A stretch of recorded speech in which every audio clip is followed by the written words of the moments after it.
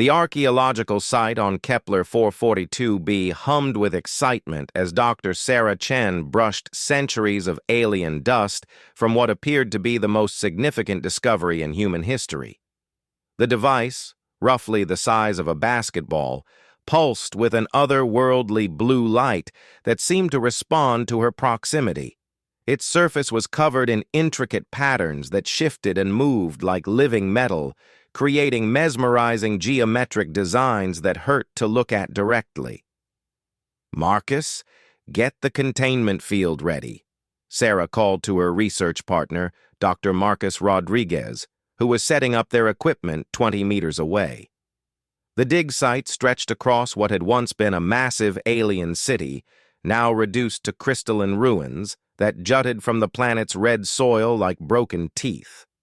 They had been excavating here for 3 months, part of humanity's first major archaeological expedition beyond the solar system. The device suddenly flared brighter as Sarah leaned closer, its blue glow intensifying to an almost blinding degree. Strange symbols began appearing in the air above it, holographic projections that rotated slowly in 3-dimensional space. Sarah had seen similar technology in the other ruins they'd explored, but nothing this active, nothing this responsive. "Sarah, be careful," Marcus warned, adjusting his protective gear. "We don't know what that thing is capable of." But Sarah was transfixed. The symbols seemed almost familiar, as if they were trying to communicate something urgent. She reached out slowly, her gloved hand approaching the device's surface. The moment her finger made contact, the entire artifact erupted in a symphony of light and sound that filled the excavation pit. Then everything went wrong. The device's harmonious humming became a harsh screech, like metal tearing against metal. The blue light flickered rapidly between blue and an angry red. Sarah jerked her hand back, but it was too late. A hairline crack had appeared in her environmental suit's glove, so small she barely noticed it. A single drop of her blood seeped through the microscopic tear. The moment the crimson droplet touched the alien device, everything stopped. The lights died instantly, the symbols vanished. The mesmerizing patterns on the surface froze mid-motion, becoming dull, lifeless metal. Even the low-level energy readings that had been consistent across all alien technology suddenly flatlined. "What just happened?" Marcus rushed over, his scanner beeping frantically. "Sarah, the entire energy signature just disappeared. It's like the device just died." Sarah stared at her gloved hand, noticing the tiny tear for the first time.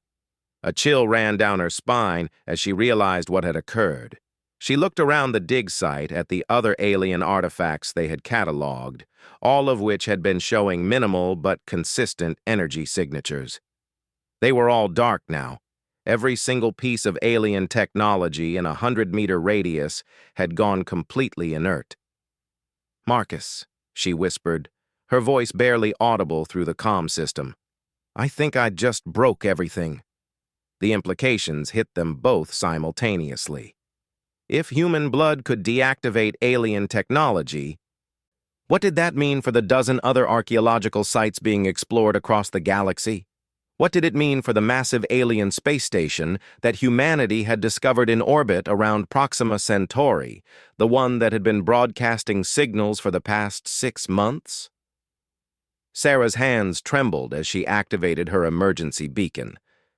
This discovery would change everything humanity thought they knew about their place in the universe. But first, they needed to get off this planet and warn the other research teams before anyone else had an accident. As their transport ship descended through Kepler 442b's atmosphere 3 hours later, Sarah couldn't shake the feeling that they had just opened a door that was never meant to be opened. The alien device sat in a sealed containment unit, still lifeless and cold despite every attempt to reactivate it. During the flight back to Earth, Sarah and Marcus ran every test they could think of. They exposed similar alien artifacts to samples of their blood under controlled conditions. Every time, the result was the same. The moment human blood made contact, even in microscopic quantities, the technology would shut down completely and permanently. It's not just deactivation, Marcus observed, studying the molecular scans. The blood is actually causing some kind of cascading failure at the quantum level. The alien tech isn't just turning off, it's being fundamentally altered. Sarah nodded grimly. We need to understand why. This can't be a coincidence. They spent the remainder of the journey documenting everything, preparing their report for the Global Space Council. But even as they worked, Sarah couldn't escape the growing certainty that they had stumbled onto something much larger than a simple biological incompatibility. When they finally reached Earth's orbital station, the first thing Sarah did was access the archaeological database. Reports were flooding in from research teams across the galaxy. The same phenomenon was being observed everywhere humans came into contact with alien technology. A cut finger here, a nosebleed there, even trace amounts of blood from minor injuries were causing massive technological failures. But the most disturbing report came from Dr. Elena Vasquez on the Proxima Centauri station. The massive alien construct that had been humanity's first major discovery of active extraterrestrial technology had gone silent 12 hours ago. The cause was traced back to a small accident in the medical bay, where a technician had accidentally contaminated an alien interface panel with a few drops of blood during a routine medical examination. The entire station, larger than most cities and containing technology beyond human comprehension, was now completely inert. Hundreds of scientists and researchers were stranded on a dead piece of space metal, dependent entirely on their own ships for life support. Sarah realized with growing horror that humanity's expansion into space might have just become infinitely more complicated. If they couldn't safely interact with alien technology without destroying it, how could they hope to learn from the civilizations that had come before them? But more pressing was a question that kept her awake during the final hours of their journey home. Why would alien technology be designed to fail when exposed to human blood? What were the odds that such a specific biological trigger would exist by accident? The answer, Sarah suspected, was zero, which meant someone, or something, had designed it that way deliberately. The question was whether it was meant to protect humans from alien technology or to protect alien technology from humans. Either way, humanity was about to discover that they were not alone in the universe in ways they had never imagined. The emergency session of the Global Space Council convened exactly 72 hours after Sarah and Marcus returned to Earth. Representatives from every major spacefaring nation gathered in the orbital headquarters, their faces grim as they reviewed the mounting evidence. The situation had escalated beyond anyone's worst projections. Admiral Jiang Wei, head of the Council's military division, stood before the massive holographic display showing the locations of every known alien artifact. Red indicators marked the sites where human blood contact had occurred, creating an ominous pattern across the galaxy. "The numbers are staggering," Admiral Jiang announced to the assembled delegates. 47 archaeological sites have reported complete technological failures. The Proxima station remains dark. We've lost access to technology that could have advanced human civilization by thousands of years. Dr. Sarah Chen sat at the scientists' table, still processing the magnitude of what they had unleashed. Beside her, Dr. Marcus Rodriguez was analyzing the latest data streams from their research teams. The pattern was becoming clearer with each report, and it was more disturbing than they had initially realized. "Admiral," Sarah stood, requesting permission to address the council. "We've discovered something else. The blood doesn't just deactivate the technology randomly. There's a pattern to how it spreads." The room fell silent as Sarah activated her presentation. A three-dimensional model appeared above the table, showing the molecular structure of the alien device they had found on Kepler 442b. When human blood makes contact with alien technology, It triggers what we're calling a cascade failure. The effect spreads through any connected network at the speed of light. This suggests that all alien technology across the galaxy is somehow linked at a quantum level. Representative Maria Santos from the Brazilian Space Agency leaned forward. Are you saying that every alien artifact we've discovered is part of some kind of massive network? That's exactly what we're saying, Marcus replied, pulling up additional data. But here's where it gets interesting. We've been analyzing the composition of human blood and comparing it to the blood samples we have from other Earth species. Mice, dogs, chimpanzees, dolphins. We tested them all. The hologram shifted, showing the test results. Only human blood triggers the shutdown. Not even our closest genetic relatives cause any reaction whatsoever. The technology responds specifically and exclusively to Homo sapiens. A murmur of unease rippled through the chamber. Director Hassan of the European Space Consortium voiced what everyone was thinking. That's impossible unless the technology was specifically designed to respond to human biology, Sarah finished. Which brings us to our most disturbing conclusion. Admiral Zhang's expression darkened. Go on. We believe this is a safeguard, Marcus explained. Someone, or something, anticipated humanity's eventual expansion into space and programmed this response into all alien technology. The question is whether it's meant to protect us or to protect everyone else from us. The implications hung in the air like a toxic cloud. If alien civilizations had specifically designed their technology to become inert when humans touched it, what did that suggest about humanity's reputation in the galaxy? Dr. Sarah's tablet chimed with an incoming priority message. As she read it, her face went pale. We have a problem. The xenobiology team on Europa has been analyzing samples from the ice beneath Jupiter's moon.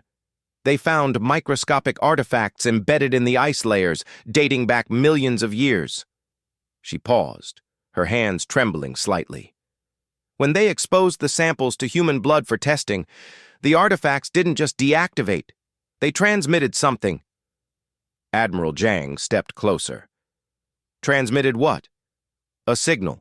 A very specific signal that propagated beyond our solar system at faster-than-light speeds.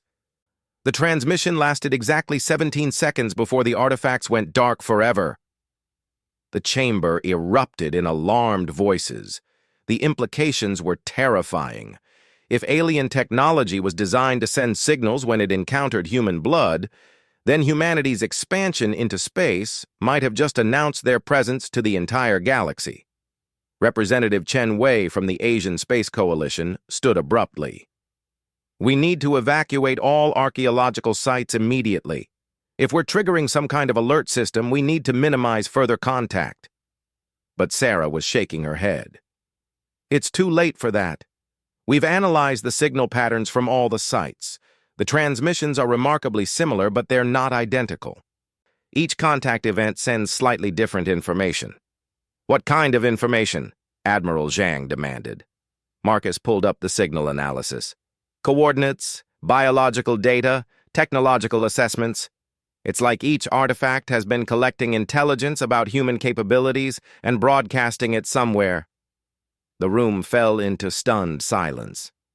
Humanity had stumbled upon an early warning system that had been lying dormant across the galaxy for millions of years, waiting for their species to develop space travel and discover it. Dr. Yuki Tanaka from the Japanese Research Division raised her hand. Has anyone considered that this might not be malicious? Perhaps the safeguards are meant to prevent humans from accidentally activating dangerous technology before we're ready? Sarah had been wondering the same thing. We thought about that, but the signal transmissions suggest otherwise. Someone out there now knows exactly where we are, what our technology is capable of, and how we're spreading through the galaxy. Admiral Zhang activated the secure communication channels.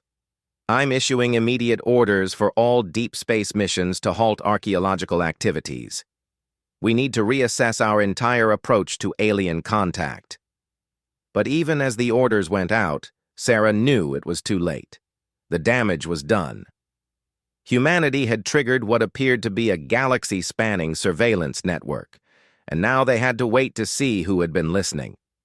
Over the following weeks, as teams across human space reluctantly abandoned their archaeological sites, a disturbing pattern emerged.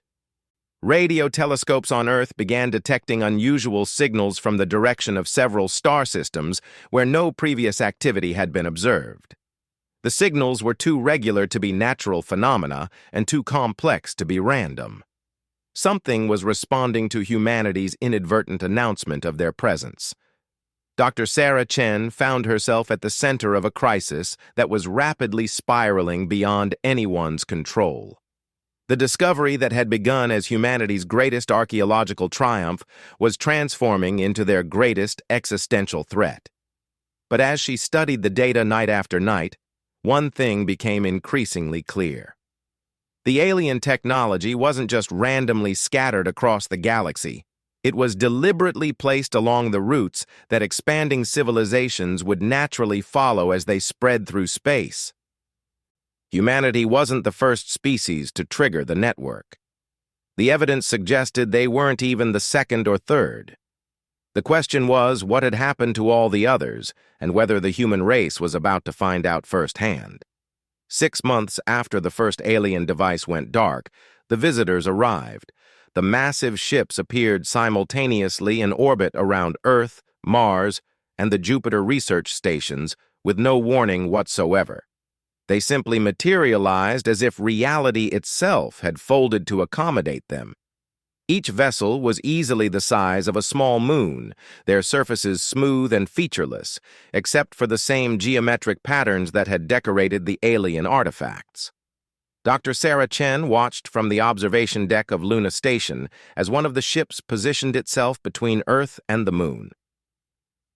Unlike anything in human experience, it seemed to absorb light rather than reflect it, creating a dark silhouette against the star field that hurt to look at directly. "No energy signatures," Marcus reported from his console, his voice tight with tension. "No radiation, no heat, nothing. It's like they're not really there, but our visual confirms show them clear as day." Admiral Zhang's voice crackled through the communication system from Earth. "All stations maintain position. Do not approach. Do not attempt communication. We're still trying to understand what we're dealing with." But understanding came whether humanity was ready or not. The communication began not with radio signals or light patterns, but with something far more intimate. Every human being in the solar system simultaneously heard a voice inside their head, speaking in their native language with perfect clarity. "Children of Earth," the voice said, and despite its alien origin, it carried an unmistakable tone of sadness. "We have come because you have triggered the warnings we placed long ago." Sarah felt her knees weaken. Around her, the other researchers and crew members were all experiencing the same phenomenon, their faces showing the same mixture of awe and terror that she felt. The voice continued, "We are the Gardeners, the last of the Infinite Alliance. We have watched over this galaxy for 12 million of your years, waiting for species to mature enough to join the greater community of life." Images began flooding their minds, not seen, but somehow directly understood. Civilizations rising and falling across the galaxy, some achieving incredible heights of technology and wisdom, others destroying themselves in wars or environmental collapse, and through it all, a patient species working tirelessly to guide and protect those who showed promise. "The devices you found were tests," the voice explained. "Not to punish, but to protect. Species that cannot control their aggressive impulses, that rush to weaponize everything they discover, trigger the safeguards we built into ancient technology." Sarah's breath caught in her throat as understanding dawned. The alien artifacts hadn't been randomly placed throughout the galaxy. They were deliberately positioned along the natural expansion routes of developing civilizations, designed to detect specific biological markers that indicated a species' fundamental nature. Your blood carries the chemical signatures of a warrior species, the voice continued, and now the sadness was unmistakable. High levels of aggression hormones, stress indicators, and most tellingly, the genetic markers of a species that has never known peace with its own kind. More images flowed through their minds. Humanity's history played out in stark detail: wars, genocide, environmental destruction, the systematic elimination of other species. But alongside the darkness, there were also glimpses of art, music, literature, acts of incredible compassion and self-sacrifice. You are not the first species we have encountered with this duality, the voice said. Most choose the path of violence when faced with the greater universe. They seek to conquer, to dominate, to spread their conflicts to the stars. Marcus gripped his console, his face pale. What happened to the others? The species that failed the test. The answer came not in words but in images. Solar systems where planets hung dead in space, their surfaces scarred and lifeless. Asteroid fields where worlds had once existed, the remnants of civilizations that had turned their advanced technology toward destruction rather than creation. We did not destroy them, the voice clarified, sensing their horror. They destroyed themselves, using the very technology they stole from the tests we set for them. But we could not allow their violence to spread beyond their home systems. Sarah found her voice, though speaking to the presence in her mind felt surreal. And now? What happens to humanity? That, the voice said, depends entirely upon you. The presence withdrew from their minds temporarily, leaving humanity alone with their thoughts for the first time in hours. But when it returned, there was something different in its tone, something that might have been hope. In 12 million years of watching over this galaxy, we have seen the full spectrum of what developing species can become. Most fail the test within their first century of space travel. Some take longer, developing impressive technology before ultimately choosing the path of aggression. The voice paused, and when it resumed, Sarah could hardly believe what she was hearing. But never, in all our observations, have we encountered a species that failed the initial test so completely, yet showed such remarkable growth in such a short time. New images filled their minds. Humanity's response to the alien technology shutdown hadn't been what the gardeners had expected. Instead of trying to weaponize the devices or force them to reactivate, human scientists had immediately focused on understanding the phenomenon. Instead of becoming more aggressive when faced with the unknown, humanity had actually become more cooperative.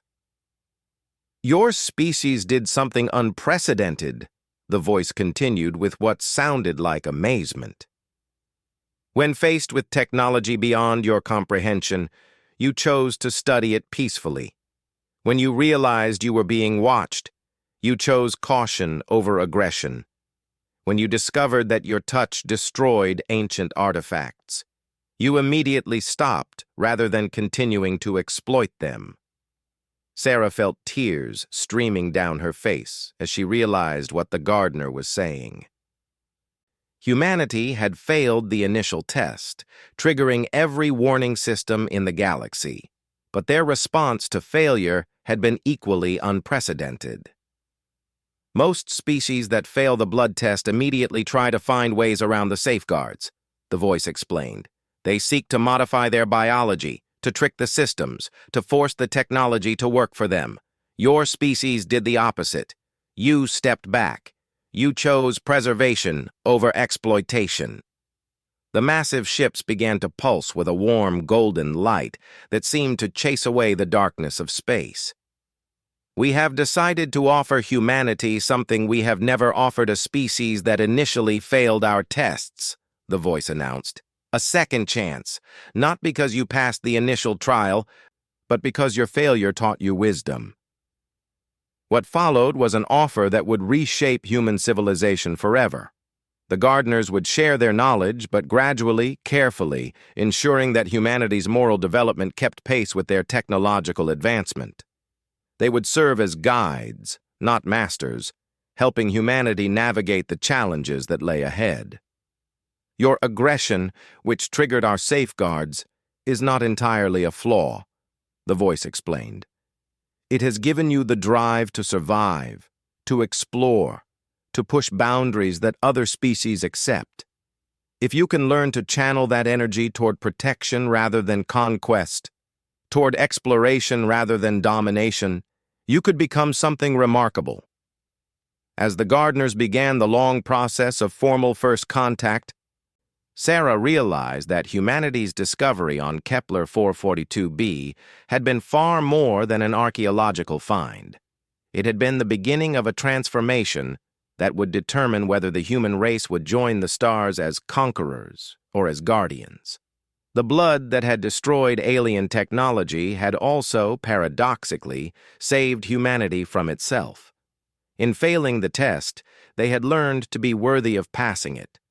Looking out at the gardener ships as they prepared to guide humanity into a larger universe, Sarah understood that sometimes the greatest victories come not from succeeding on the first try, but from learning how to fail with grace and wisdom.